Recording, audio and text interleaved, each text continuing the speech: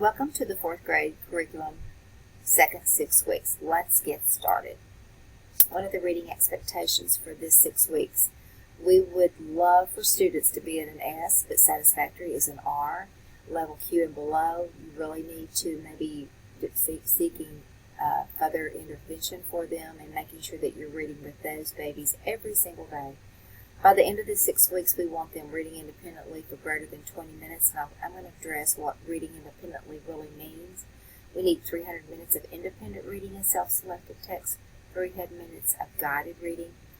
This 6 weeks, inference is our main lead standards, and as you know, that's what we struggle with so on STAR.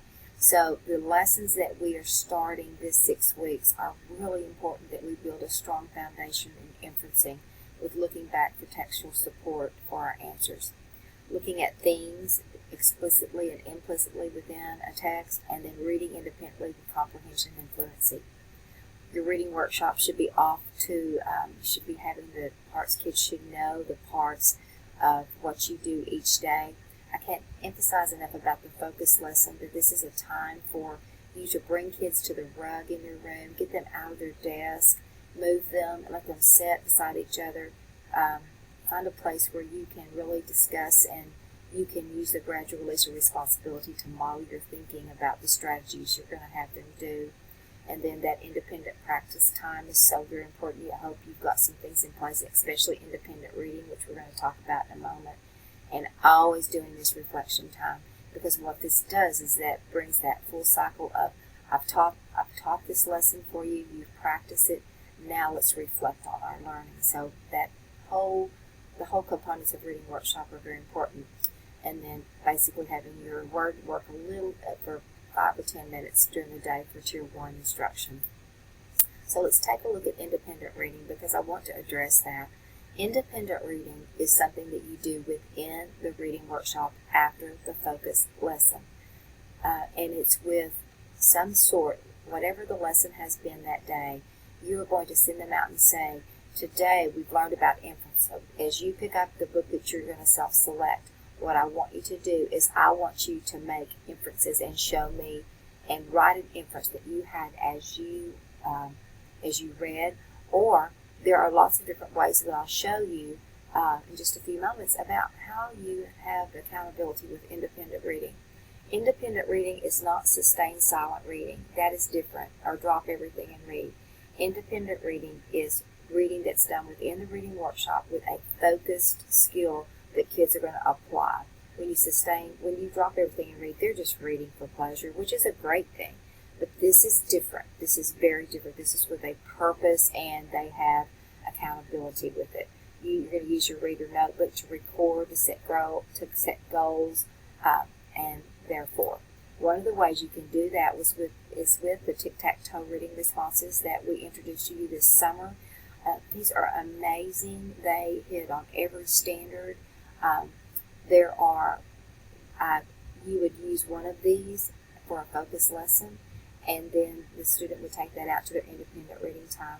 And the goal is that by the middle of the year, you would have introduced every one of these reading responses for kids to make a choice and have individual choice about what are they looking at when they're reading. So I love the tic-tac-toe. It's great. Now let's discuss word study. Word study should be something that you are doing 5 to 10 minutes in a special time where kids are working with words. And so your English word study is really spelled out for you. It's a pacing guide. So let's take a look at the spelling, and I hope you're using this great resource. Spelling, week 7 and 8, you're going to do vowel team sight words. Week 9 and 10, adding consonant and vowel suffixes to vowel consonant silent E with syllables. And within the word study are things for them as you do anchor charts with them, for them to put this into their writing handbook. So these are the type of things that are going into that writing handbook, and you're doing anchor charts with them and showing them how to use this with words. Week 11 and 12 is plural rules, and then the grammar alert. This is within your word study. It is amazing because what it's going to do, it's going to hit on all those conventions that we need to be teaching this 6 weeks. singular and plural nouns, common and proper nouns, conjunctions, simple and compound sentences. And within this document are activities that will lead you into teaching kids those standards. Now let's talk about academic vocabulary. Very important. We've included it this year in the overview, but now we have a document. We have the translations in for you SLAR teachers. So you'll find this under the yearly content. So now you have it in Spanish, and we're hoping that's a great tool for you. So our lead standard is inference. And so as we've said before, this is a skill that is so tested on STAR, and we have got to really build a strong foundation. This is the second 6 weeks, so we're really going to have some focus lessons and really guide kids through what it is to make a good inference. This document right here comes from the key focus lessons, so it shows you that the comprehension toolkit, the Infer meaning book is going to be very important to you as you prepare your focus lessons. So let's take a look at what some of the focus lessons would look like. And if you have your overviews, this is a great place for you to follow with me. And then if you have your planning guide, you can jot some things down about what you might want to put where in which weeks. So we really want to start off, and we need to be looking at what inference is. So one of the first things, it's not on this PowerPoint, and you look at the very first thing, it's introduce who's in control poster. So that on page 6 really goes into making using that as an anchor chart, and talking kids through that every decision a writer makes is intentional, and then at least using that as an anchor chart to get them going. So then you're going to 2 to 3 times a week do a lesson on inferencing using your comprehension toolkit, rinsing and repeating those lessons with poems, informational text, narrative text, and plays. So that's a great way for you to do this. You need to model how to make inferences and draw conclusions for them. They don't know how to do that, so you as a teacher need to take that, use brief text or excerpts of longer texts, and include your narrative, your informational text and plays, and continue. You get in there and do your 3 kinds of thinking note taking, which is that's in your new Norma Jackson resources. So that's very important to use during this time. You need to model and practice how to glean information in procedural text. Those are hard to come by. I know procedural text, so if you need help finding them, just email me and we'll search together. But really explaining to kids how the charts, diagrams, and graphs and illustrations really add to the procedural text. Read a short play. Teaching the structural elements of a play is extremely important. So you can use, the Treasures has a great resource for plays. Using freeze time to analyze how writers make their ideas clear. So each week, analyze 2 to 3 paragraphs from a narrative or informational text, and your document, the freeze time paragraph, will help you if you find that in the Norma Jackson resources. So that's kind of your focus lessons, and just make sure that inferences, that you are really honing in on inferencing and during the focus lesson, during reading workshop, and then especially through guided reading. Now you are full Scotty with your guided reading groups. You've done your universal screener, the 360, you have your data, you have your kids in groups, and so now's the time to pull that Jan Richardson book out and pull your the resources from her website to get your lesson plans and really get going with what those groups need to look like. And if you'll read in her book, and you will see, and it will walk you through when it says day 1, what does this look like? What are all these things? So in her book, you pick one of these things to do within this, and then she explains explicitly how that procedure is done. So your cycle of what goes on at that back table is a easy thing for you to fill out and to get going. And remember also that we talked about using the continuum. So if your kids are at a level T, then you would get that continuum of literacy learning and go to the tab that shows you what does a T look like? What are the characteristics when a student is in a level T? And what are the skills that need to be taught to move that student on that? So the continuum is such a rich resource for you to use in your guided reading. So as you're forming those groups and doing that, then these are the two resources you have that that are essential for you to have a successful reading group. Your leveled libraries and Reading A to Z.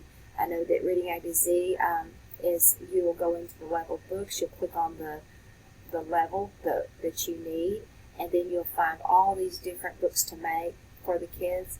But then also your leveled libraries they're just rich with great literature. So if a kid's at a level T, you're going to go down to your leveled library, get a couple of levels of T books, and look at them and say, and depending on what's the skills that you really want taught, and bring those back, check those out, and then once they go through, then those books will be put into their book boxes for them to individually read over and over again for great practice. Res Kids should be really operational now, and your academic coaches will show you how to level your kids into Res Kids. This is something that you should have as a workstation where kids are every week working through Res Kids, because that gives them a whole bookshelf of ebooks for them to practice in their independent reading level. So now let's take a look at writing. I hope you've been to writing support meeting and got all that great stuff that you need to. Our writing expectations for this month, for this 6 weeks, are we want kids to be at a stage 8 or stronger. Your lead standard is 417A. They are expected to write about personal experiences, but we are really writing more about personal expository writing, and you look at the BISD expectation. By the end of the 6 weeks, they're expected to write independently for greater than 20 minutes at a time. We'd like for them to plan and produce first draft writing with increasing proficiency in looking at the development of ideas and accuracy of conventions, and then greater than first draft compositions, including at least 3 expository or informational texts.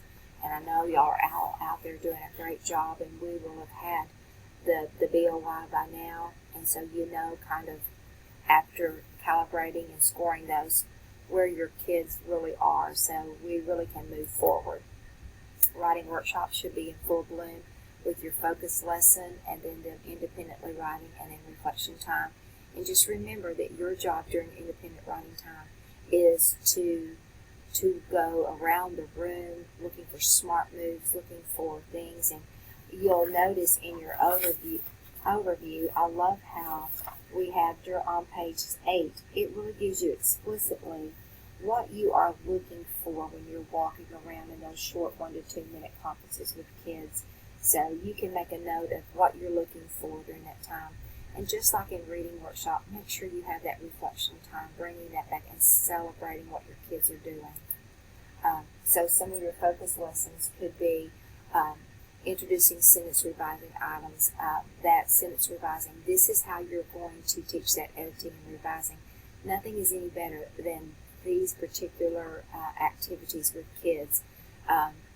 Mentoring Minds is something you can use, but I highly suggest using this resource and then just doing Mentoring Minds maybe once, 2 or 3 times during the 6 weeks. But you're going to get more bang for your buck by doing the sentence revising activities located in the Norma Jackson resources. So your conventions, we've already talked about that you're going to be looking at the nouns and the conjunctions and the simple sentences. But in handwriting, capitalization, and punctuation, we want to include commas and compound sentences, and then recognize, and in Spanish, that you are including commas and compound sentences, colons, semicolons, and you can read that, what your capitalization and punctuation marks are. One thing I want to stress, and I know that Norma stresses at Writing Support, is that we really need to focus on legibility, about how kids are writing and making them be more legible. On STAR the past year, that would seem to be something that the scores were looking for, But we want kids to really, just above all, really learn to be legible in their writing. So another thing that we have is my word list booklet of teaching kids about the spelling. Now this is available through the Norma Jackson Resources. So to really hold kids accountable for the spelling that we have put into place, all of those snap words, we always want them going back and making sure they are correcting their spelling. One of the things is who's in control poster. Connect this question to their work as writers. Make the connection between maintaining control and using stop pair to rethink as a student writes. I love how we've given you these key focus lessons for Writing Shop, and it really kind of explains what, in this 6 weeks, what stop looks like. Here is dividing the central message into the main idea. Here is controlling the development of ideas with hiding enough details that add substance, telling enough. Then overhaul, omitting unnecessary repetitive language. And then in properly fixing, use spacing within between words, alignment to page margins, and making sure you indent those paragraphs. And reviewing freeze time, be rewritten on the paragraphs, and analyze. Here again, you're going to bring reading and writing together. Remember how we talked about using freeze time in your reading workshop? Well, then you're going to use freeze, bring it over to the writing. Remember how we talked about this in reading? We looked at how an author did this. So you can do that. Use the stop pair rating scale to assess the quality of development. How well did the writer control? So this rating scale is a great way for kids to really start proofreading their own writing. You're going to examine the similarities and differences between the development of ideas in a personal narrative and an expository narrative. Use errors you noticed in your students' writing as you conference. When they complete an essay, identify strengths to celebrate and one or more two specific skills to model and reteach. And now you have your BOI information. You know that use that information also to develop some of your key focus lessons. Use the feedback think sheet to analyze 3 to 5 student samples during this 6 weeks. This feedback think sheet, once again, helps them to go back and look and think about all the things that they need to look at in their writing. So that ends this curriculum preview. I hope that you have a great time planning. If you need our help, please contact your academic coach or myself. Thank you for viewing.